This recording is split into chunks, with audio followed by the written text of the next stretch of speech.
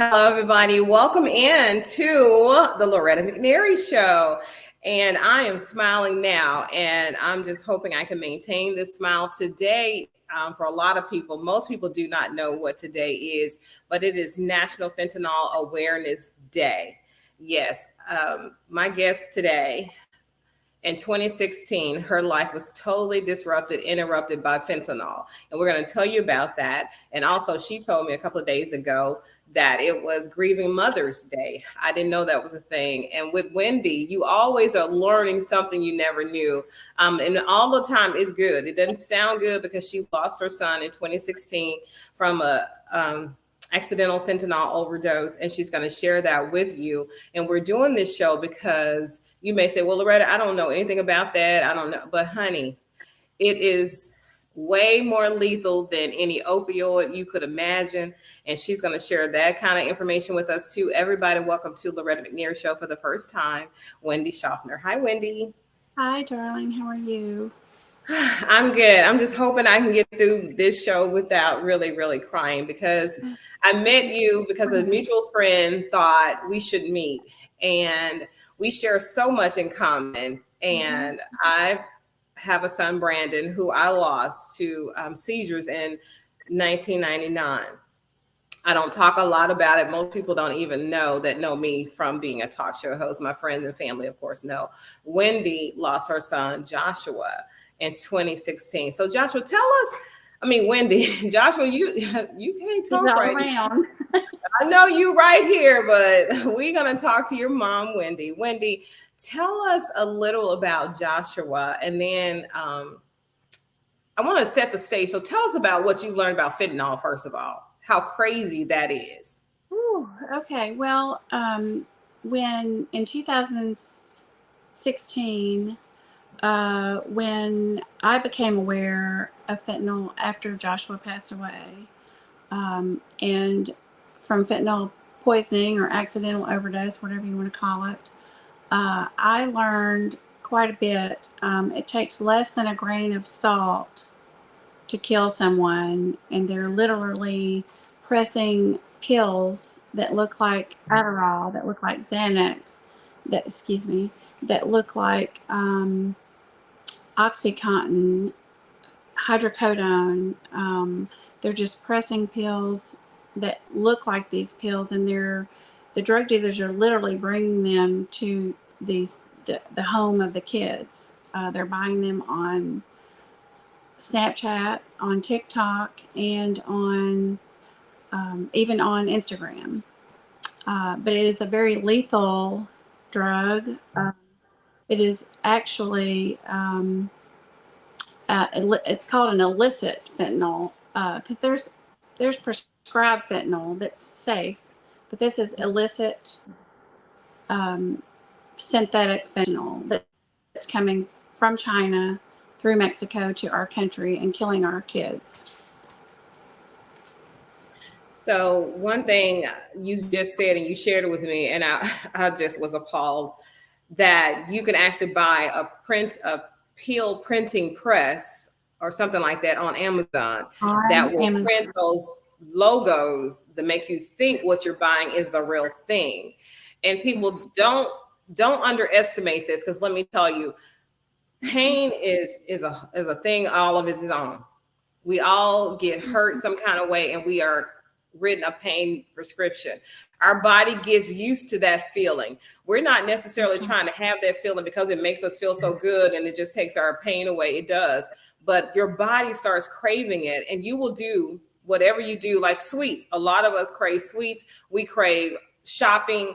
It's an addiction like anything else. But this one is so lethal that people are taking it to ease pain, and they have no reality at all. Who would think that you would kill yourself just trying to relieve pain? So but they're unaware of the fentanyl in the pills. Yes, is what makes me very angry.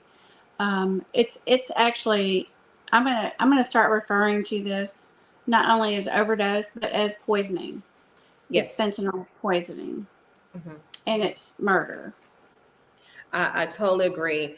And the thing that we said, and even in the description, I said it's preventable. And it's preventable because if our lawmakers and if people are aware that this is happening, because awareness kills and lack of Yes. awareness kills. So we can kill the thing we need to kill, like this fentanyl addiction and opioid addiction and all this other stuff, but you got to talk about it. People have to be educated. So that's what we're doing today. I am thankful for a National Awareness Day. I wish we didn't have to have it, but I'm thankful that we do have it. Yes. And so tell us about Josh. What happened to him, how he was injured, and this started changing Well, everything.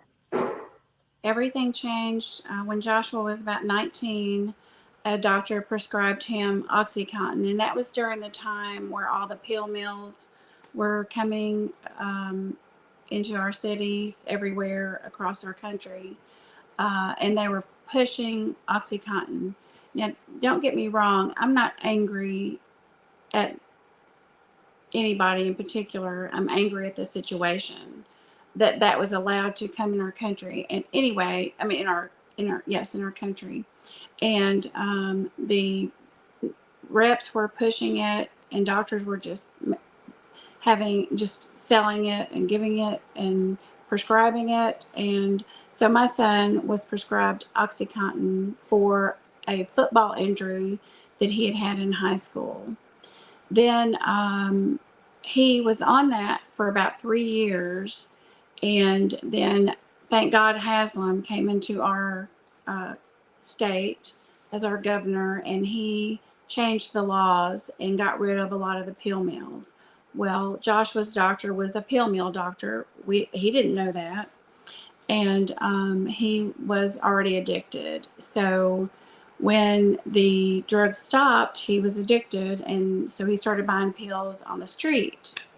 Well, that became a little expensive because they were $10 to $15 a pill, and so he did that, and then he tried heroin, unfortunately, and for a couple of years he was doing heroin, and we tried to get him help, and he went to rehab a couple of times, but he would just tell me, "Mama, it's just calling me.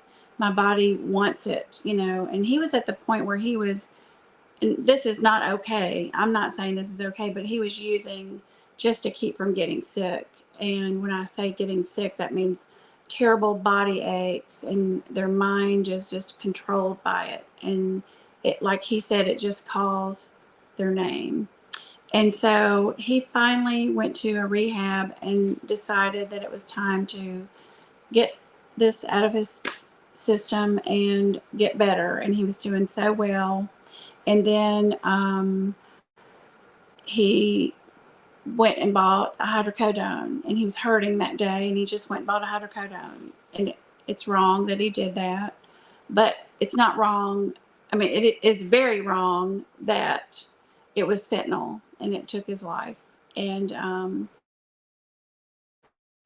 it was just an unbelievable experience, and unbelievable.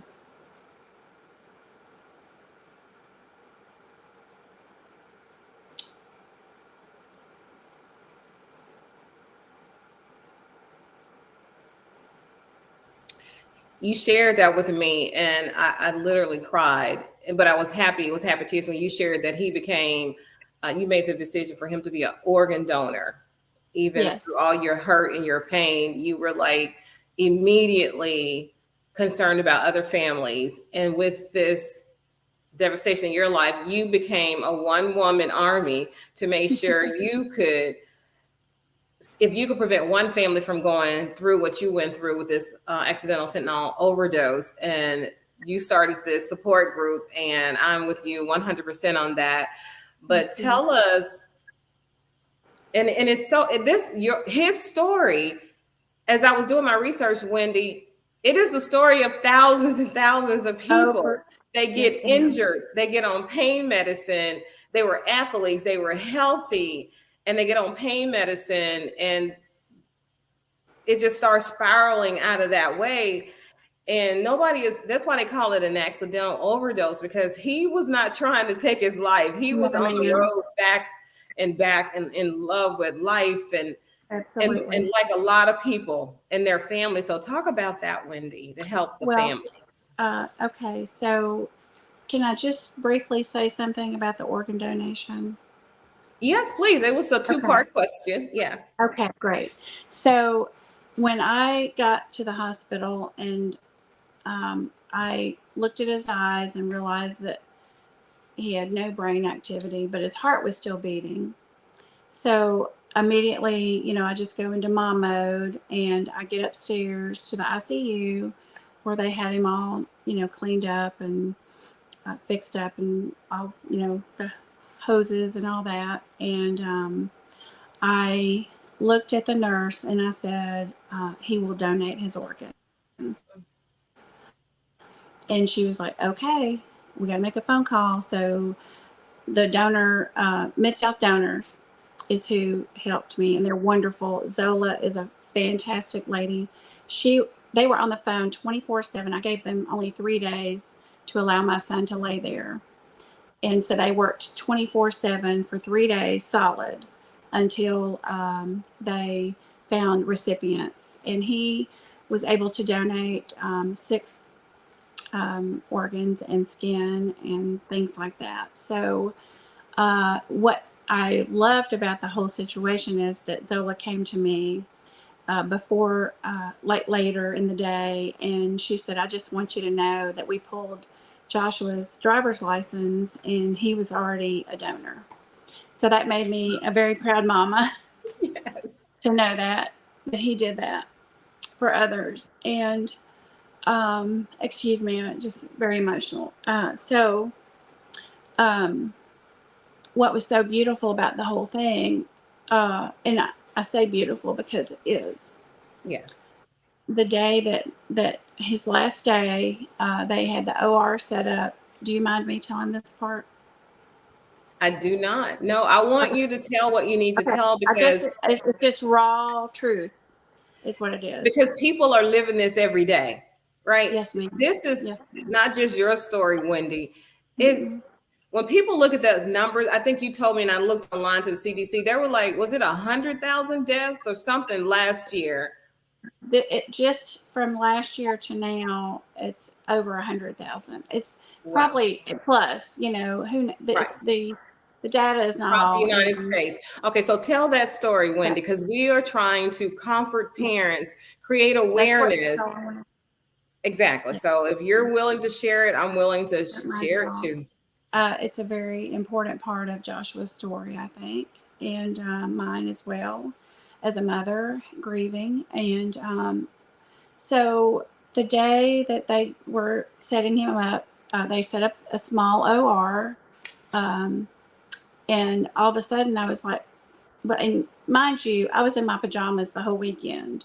My friends brought me deodorant, toothpaste, and all that, so I was in my pajamas. Just that's just me. I just didn't think to put clothes on.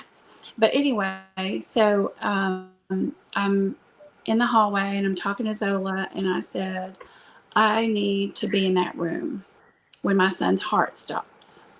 Mm. And I said, and I also want my husband, his brother, and my nephew in the room. And she was like, okay, bye. So 15, 20 minutes later, she comes in. She said, y'all follow me. They moved him to a bigger suite, OR suite. We walked, put our garb on. We had to wear the white suits because, of bacteria and everything. So we got all scrubbed up and got dressed and go into the room and said hi to the doctors and nurses. They were kind of huddled in the corner out of the way.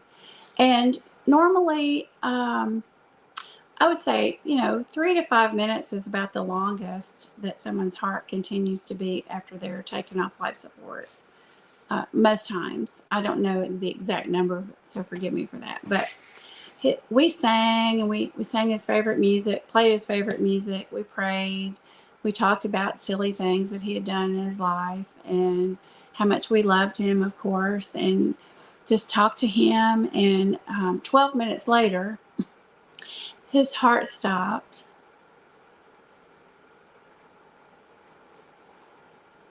and a little tear just poured down his face, and I grabbed it and I put it on my lips.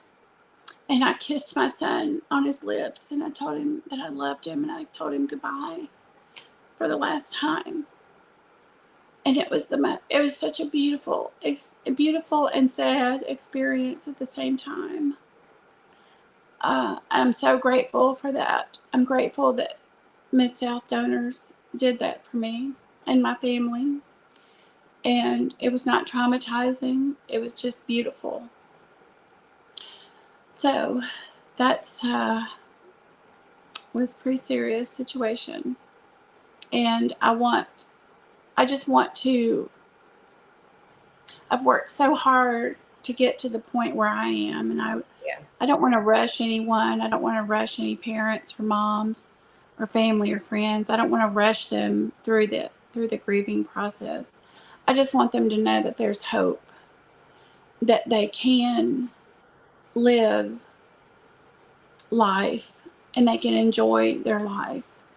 Not saying to forget their child. Oh, no. We want to talk about them every day. Their name should be in our mouths every day, every month, whenever it should be. We're open in our house. We talk about Joshua all the time. He shows up sometimes with balloons. He brings our balloons down from the ceiling that we have up there from birthdays, and they come around. There's been one following me all day today. Anyway, that's kind of his thing, and it's it just gives me hope, and I want other mothers to have some hope. But I just want to hug them, and I just want to tell them that there is life after losing a child.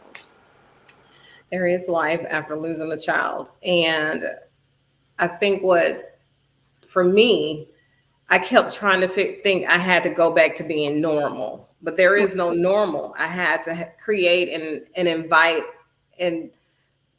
a new normal, because it was never going to go back to being the same. It was never going to be, I was never going to be that Loretta again. My sons were never going to be those brothers again. And we're still dealing with that. And that was in 1999. And y'all, this is tough, but I'm just so glad when you told me what your heart desire was. I knew that it had to happen, and it had to happen now. And we pulled it off really quickly. So thus the birth that you birthed, your heart's desire in Joshua's name, called Joshua's Hope. It is a monthly community support group. Is everything that she is doing herself. This is her organization. She pays for everything because it's so critical and important to her that if we can't stop it, because we can't right now, at least we could be there for families who are going through it. So tell us about Joshua's Hope and what that means to you, and what's your vision. Okay, so Joshua's Hope was something that I've thought about for years, but I had to go to I went to therapy. I've done 6 years of therapy, and like trauma therapy, because it is a traumatic experience, and that's where I have found some hope for me. Everybody doesn't want to do that, but that's what I found. So Joshua's Hope was thought about a long time ago, and I have blue hair, as you can see, for Joshua, because he had the most beautiful blue eyes. And so that gets everyone's attention, and most people ask me, and I tell them why I have blue hair. And Joshua's Hope is it's a place, it's a very safe place for anybody, mothers, families, friends, because it affects everyone in your circle when you're gone, when a life is taken from this awful beast. I just want to love them. I want to hug them. I want to support them in any way that I can. Our meetings are very intimate, and they're very, like I said, very safe. You can say anything you want to. Will not go out of that room. I'm very blessed to have a husband that allowed me to have some office space to have my meetings. I keep it set up. I can meet anybody there anytime. If they don't want to come to a meeting, I'll be happy to meet them for private conversations or for lunch or whatever. I'm just available and open and ready to take care of that first. And then my next fight will be getting this out of our country. Yes, and so that's going to include going to the state capitol and the federal, the national and DC capitol to advocate for families who don't have resources or connections or time or energy or the heart to do it right now. We're going to do that because Wendi, when I say she is so adamant about changing lives through this awareness and through her support group. And so she also has resources available. If you need a professional counselor, Wendi has access to that. She has tons of information about this. She knows how many families are affected at any given moment. She can tell you this. And the lethal dose of fentanyl is such a tiny little dose that is lethal. Less than a grain of salt. Yes. And so you can't blame people because nobody's telling you that. When I broke my leg, they gave me fentanyl in the ambulance ride. Right. Had I been coherent, I would have said no. I mean, we've just been having this conversation. They only gave me the one, and thank God for that. But it's okay if it's medically administered to you. It's a different drug. It's a different drug. We're talking about a different street drug. Yeah. Because you told me that people can access it on TikTok. You can contact somebody on social media, purchase it, meet them somewhere and get this. No, they will come to your home. The drug dealer will pull up to your home. The kid walks out. The kid grabs the pill, a Xanax, supposedly, goes inside, waits, mom goes to bed. Oh, I'm going to take my Xanax, not knowing what it is. The next morning, mom comes in. I've heard this story a million times too. And the kid is still holding the controllers for his game, but he's gone. Just gone. And just devastating. And so this is a whole nother monster that we're going to have to fight. Yeah. And we're fighting that too. On TikTok, I've heard more deaths committed from watching something on TikTok than I have from any other way that was out of somebody's, that they weren't intentional about, finding down information. TikTok viewers, what they're putting on there is not regulated. I heard about a friend of a friend. It was a spray paint thing they were doing. You spray yourself with spray paint, you set it on fire, and they were just doing this. Or you just take all this Benadryl. These are young, down the street from us. It's not like this is happening in a foreign country. This is happening right next door to us, all over this city and state and country. So with awareness and hard conversations like this, we are taking control back. And will it take us a while? Yes. Yeah, it will. But at least we're on the battlefield and we're fighting. And Wendi Shoffner, thank you. Her next meeting is May 21st. Yeah. And so at 2:00, go to her Facebook page, which is Joshua's Hope. You'll see Joshua's photo on there. So you'll know you're the right Joshua's Hope, and gather all that, glean that information, share it, like the page, look forward to everything she's doing. And we're going to do this. And Wendi, somebody might be saying, well, I don't know anybody, this is not affecting me, but you got something that you should be fighting for somebody else. Every one of us has a call on our life to do something that's outside of our everyday life to change this world. And maybe it's not fentanyl awareness for you. I don't know what it is for you, but please have a voice to it, have an action to it, support groups that are already doing it. Any closing remarks, Wendi? I just want to thank you so much for this venue and for the opportunity to get to share this very serious and destructive information. But we're going to win. We will win. We will win. Thank you so much, Wendi Shoffner, for that. She is the CEO and founder of Joshua's Hope. You can find the Facebook group online, and we will make sure I'll put in the comments the email address so you can email Wendi if you can refer somebody to her that she can talk to them. Because what happens and what really is helpful is, although we can't say, I know how you feel, even gone through the same thing, but just knowing somebody else has survived it, it really does help when you hear that from another mother or family or father or brother or sister. So Wendi, thank you for living your life out loud for us, sharing the deepest, darkest part so that somebody else won't have to be able to go through that. Thank you for that. Thank you for the opportunity. All right, everybody. So in closing, you know what I say, think positive, dream big dreams, help someone along the way, and we'll see you soon. Bye-bye, everybody. Bye-bye. Bye-bye. I'll play this. Your life live today, have your troubles away, baby.